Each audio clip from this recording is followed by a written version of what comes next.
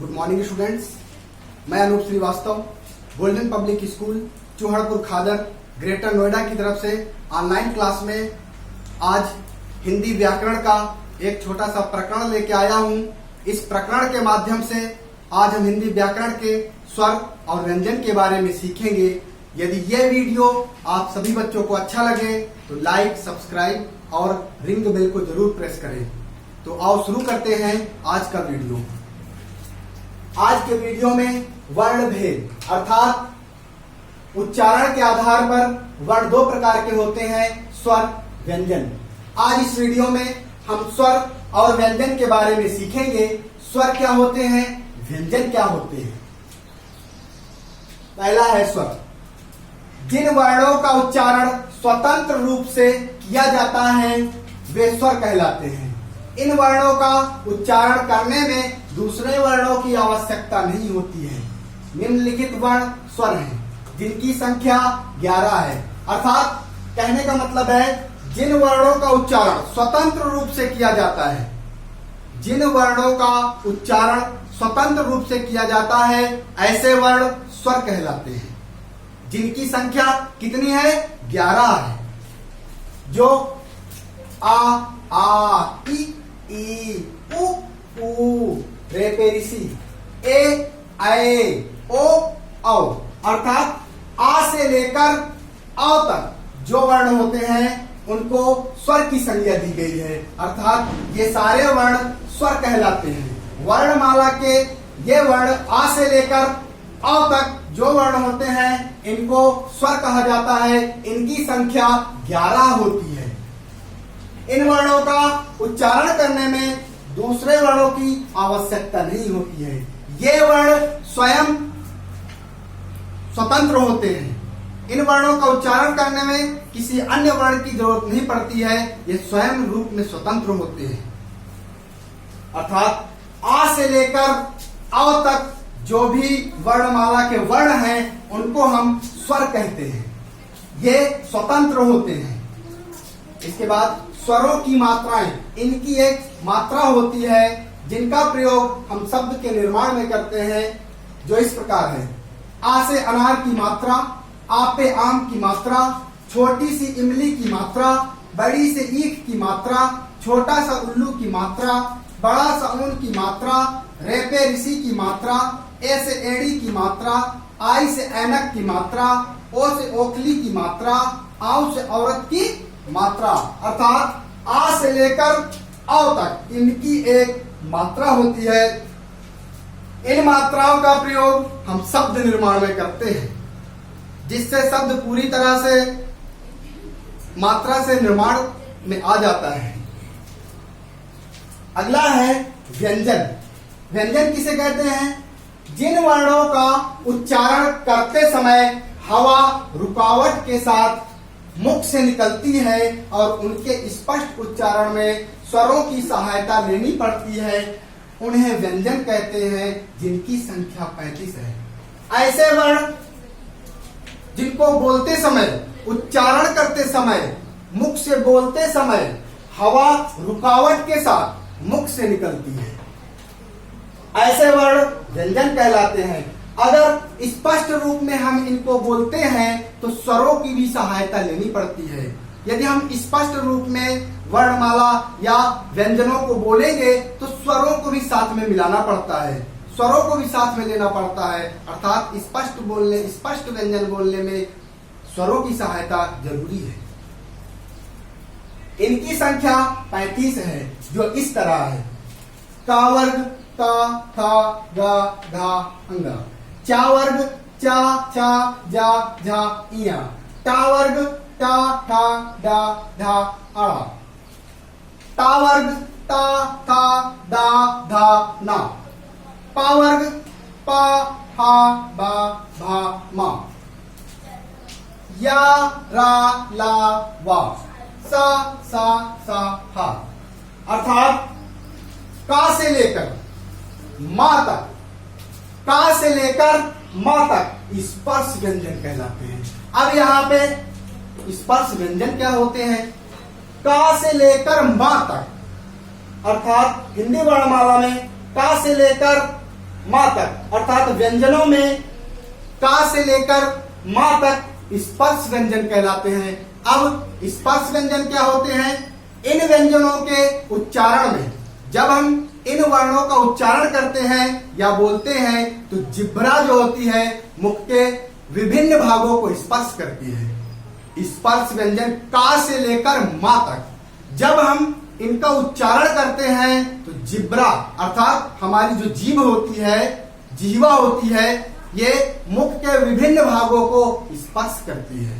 अर्थात हमारी जो जीभ है जिन वर्णों को बोलने में मुख के अन्य भागों को स्पर्श करे, ऐसे वर्ण का से लेकर मा तक होते हैं और इन्हीं का से लेके मा तक के वर्णों को ही स्पर्श व्यंजन कहा जाता है।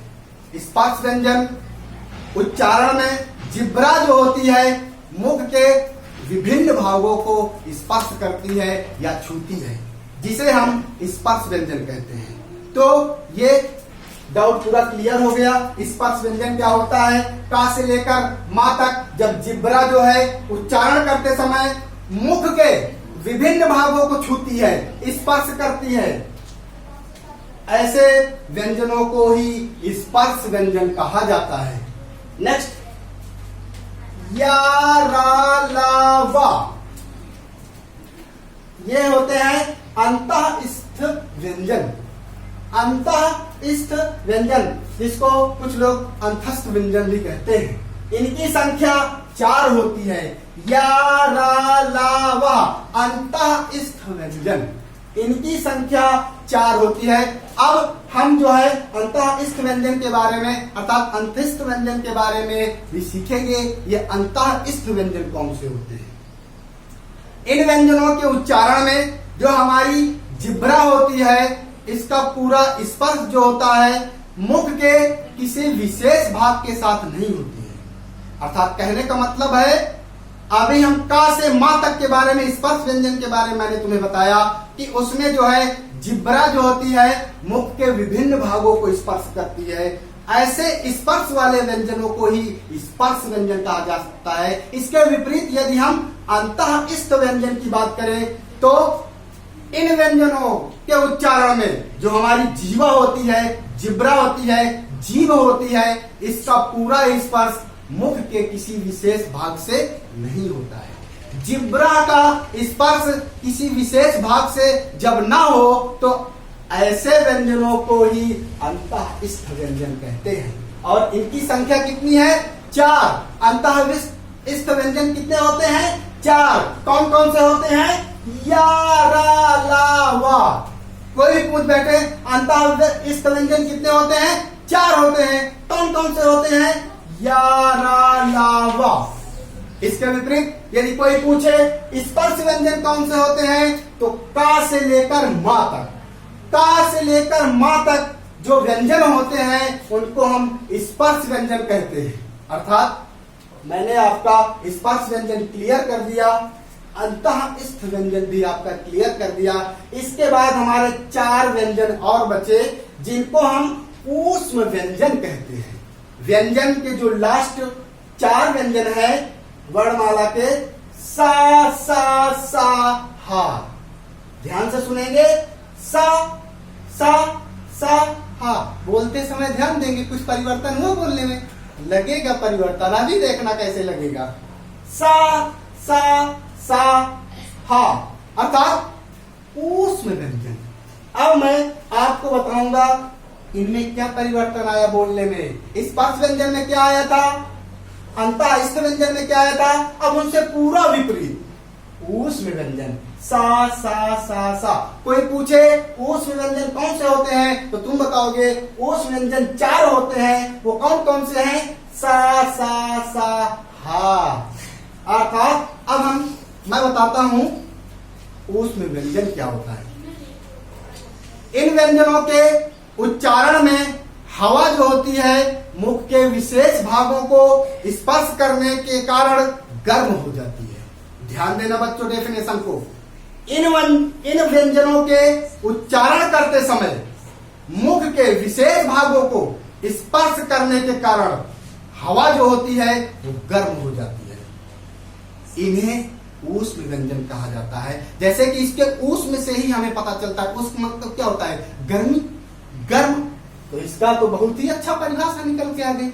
इसकी परिभाषा बहुत ही साधारण हो गई, ऊष्म गर्म, अर्थात सा सा सा हा ऊष्म व्यंजन होते हैं। इनकी संख्या भी 4 होती है। और इनकी परिभाषा की बात करें तो ऐसे व्यंजन जिनका उच्चारण करने में मुख के विशेष भागों को स्पर्श करने के कारण गर्म हो जाती है, हवा गर्म हो जाती है, तो ऐसे व्यंजनों को ही ऊष्म व्यंजन कहा जाता है। तो इस वीडियो के माध्यम से हमने स्वरों के बारे में जाना। स्वर जो है स्वतंत्र होते हैं और इनकी संख्या 11 है। क्वेश्चन आएगा स्वर कितने होते हैं, स्वरों की संख्या कितनी है, स्वरों की संख्या 11 होती है। कौन कौन से, आ से लेके औ तक। बात करेंगे इनकी मात्राओं के बारे में, तो इनकी मात्राएं और इनका प्रयोग मैंने आपको अभी बता दिया। जैसे ई की मात्रा जैसे से, ई, ले, ने, आ, सिलना। तो ऐसे ही ओ में जैसे रे, ओ, मन, रोमन। के, ओमल, कोमल। कहा जा सकता है कि का में ओ की मात्रा लगी है। इसके साथ हमने सीखा व्यंजन का से लेकर मा तक, स्पर्श व्यंजन। और या, लावा अंतः स्थ व्यंजन। सा सा हा ऊष्म व्यंजन। तो बच्चों, आपको ये वीडियो कैसा लगा आप कमेंट बॉक्स में जरूर रिप्लाई करें, ताकि हमारा आने वाला वीडियो और ही रोचक हो। मैं सोचता हूं कि तुम्हारे जितने ही लाइक होंगे उतने ही अच्छे वीडियो हम बनाने का प्रयास करेंगे। तो रिंग बेल को जरूर प्रेस करें, ताकि हमारा आने वाला वीडियो आपके यूट्यूब चैनल पे जरूर आ जाए। तो आपको कैसा लगा कमेंट बॉक्स पे जरूर रिप्लाई करें। थैंक यू, धन्यवाद।